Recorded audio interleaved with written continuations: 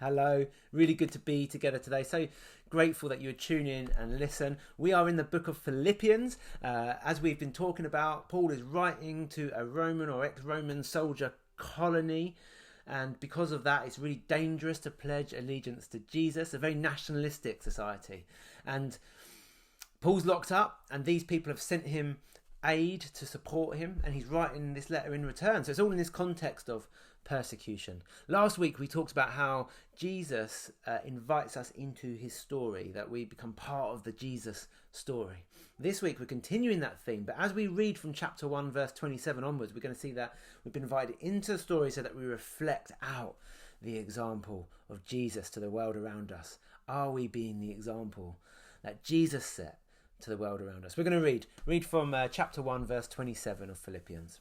Whatever happens, conduct yourselves in a manner worthy of the gospel of Christ.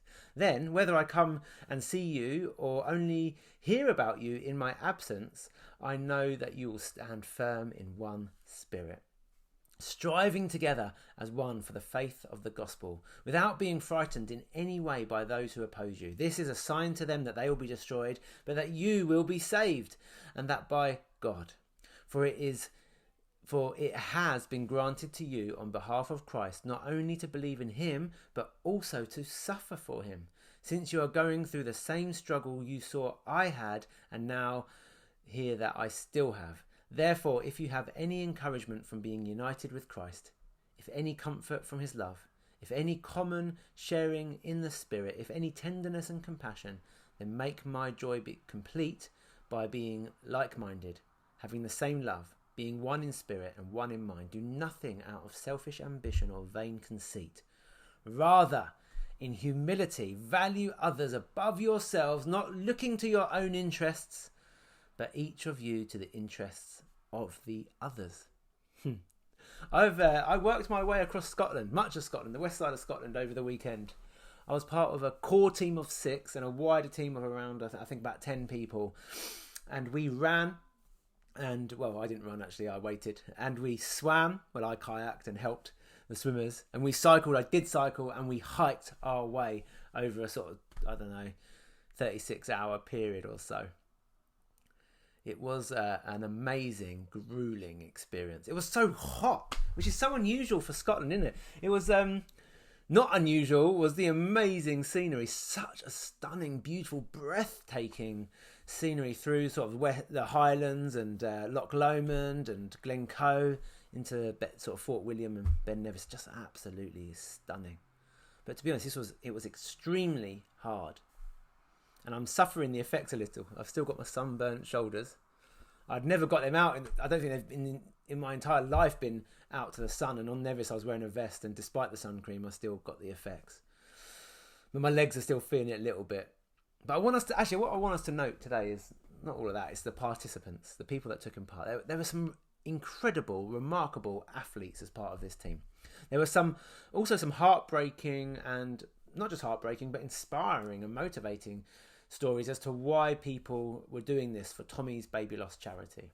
And each of us within this, we had our specialisms, I think. Some people were good at one thing or another.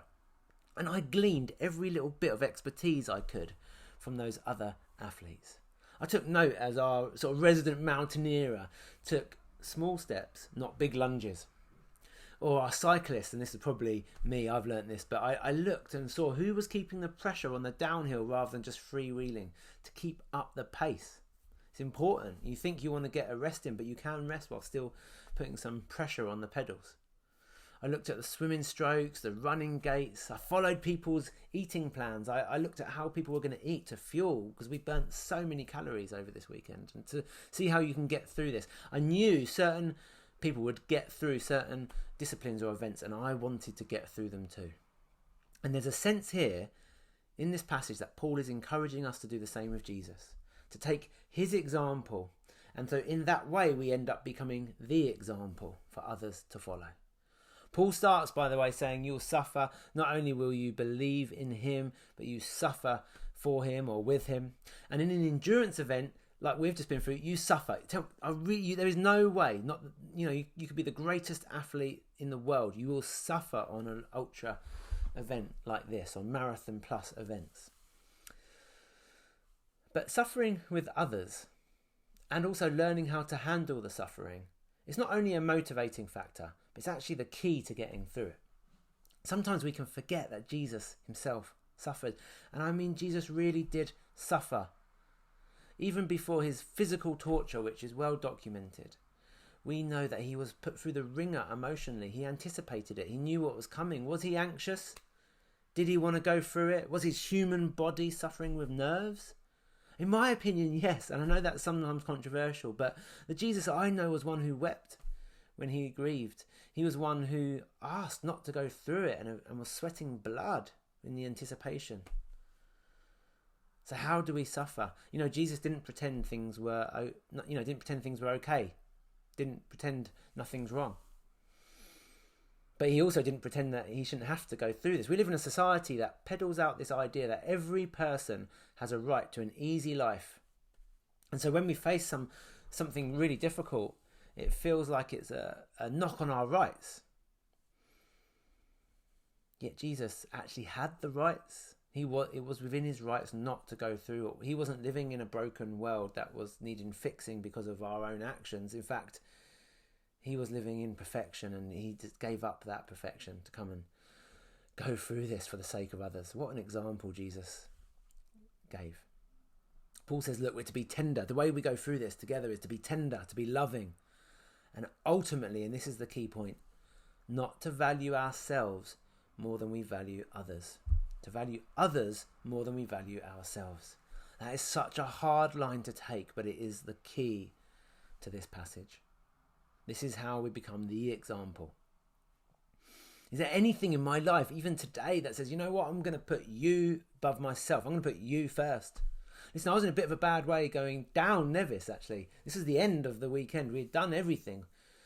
And we were on our way down. I knew I'd struggle with, I've got some joint issues and I've got this disease, but I knew down would be hard for me. It's a steep, long climb down, hard on the legs. And I was in a lot of pain, to be fair. And one of the team, firstly gave up a pack of salted nuts. So I could have ended up going down on my own. I was going at a different pace, I think, to most. And one of the team gave me a pack of salted peanuts to help with the cramps. I hadn't got any salty stuff left. So she gave that up for me. And she came down the entire mountain at my pace. We descended that mountain together. They could have enjoyed their peanuts. She could have helped with her own muscles. She could have got down earlier, spent longer at the bottom enjoying the success. But she gave it up to come down for me. She valued me over herself. And we arrived at the bottom together. This is our Jesus. This is the one who has invited you into his story. He has said, come with me. Let me take some of that burden and walk with you. Let me give it myself over to you. Let me value you more than I value myself. Let us walk this together, and I'll show you the way so that you can show others too. Jesus is passing his mantle. He is giving us the baton so that we can value others above ourselves, that we can live with tenderness and love, that we can show what it means to walk through suffering in the right way. Jesus is saying, look, there is a new way to be human. Hey, over to you guys today. What a wonderful Jesus we serve. And can we just be a small glimpse, a small reflection of that wonderful Jesus to the world around us? That is a new way to be human. Thanks for listening today. God bless.